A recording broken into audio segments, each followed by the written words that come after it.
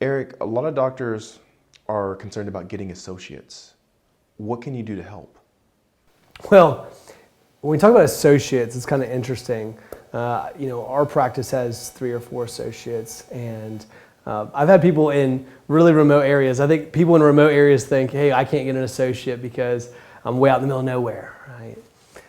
And then in the city, you're like, well, there's so much competition. So it's really interesting.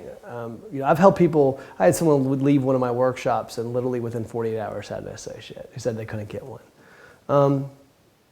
It reminds me of a story. Unfortunately, about 2 or 3 years ago, I had a client pass away. And I think he was on a vacation, and I had actually talked to him right before he left. He got a call on a Saturday, and found out he had passed, and I was on a plane on Sunday. And I fly out to Indiana, and I get to this practice. And the first thing I did was I met with the family that morning that I got there that night. The next morning I met with the family. So I told him, I said, don't worry about the practice. Don't worry about it. I got it. Never been in this practice before. And so I drove out to the practice and I met with the team. And I broke them into groups. And if you're in Indiana, in the middle of the cornfields, right? Do you have to do all the procedures? Like, are you referring anything out? Like, no, right? You're doing everything. We drew a line around the area because we don't want anyone to take the patient. So we draw this line around saying we don't want to ask anyone for help in this area. So we go way outside of the practice, kind of mileage-wise. Within 24 hours, we had 6 months of coverage.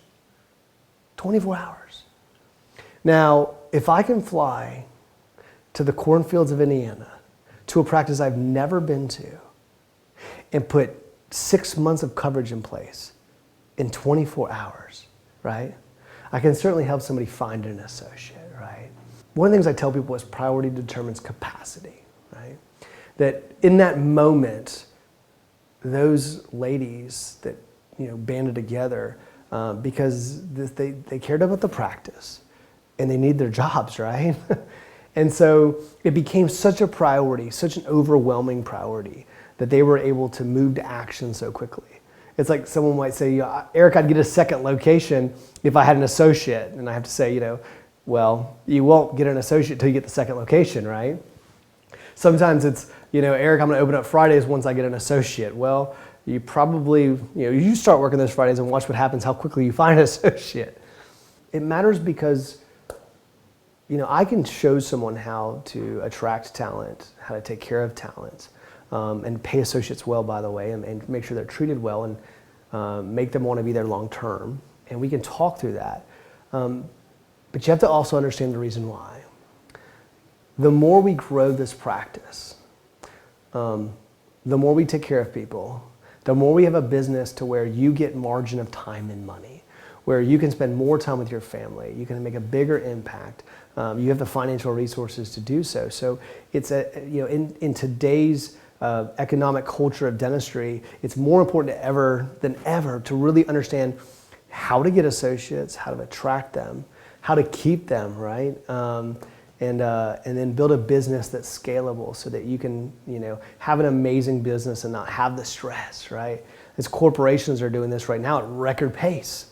So yeah, when we work, it's not as difficult as you think it is, as a lot of doctors think it is to get amazing associates that want to be there. It's what I show at workshops that I do. I do it in one-on-one coaching. But like I said, if I can go to the cornfields of Indiana, all right, when I've never been to a place and get 6 months of coverage. Matter of fact, the next month was their highest producing month in over 35 years. If I can do that in the middle of cornfields of Indiana, you can find one in South Atlanta, right?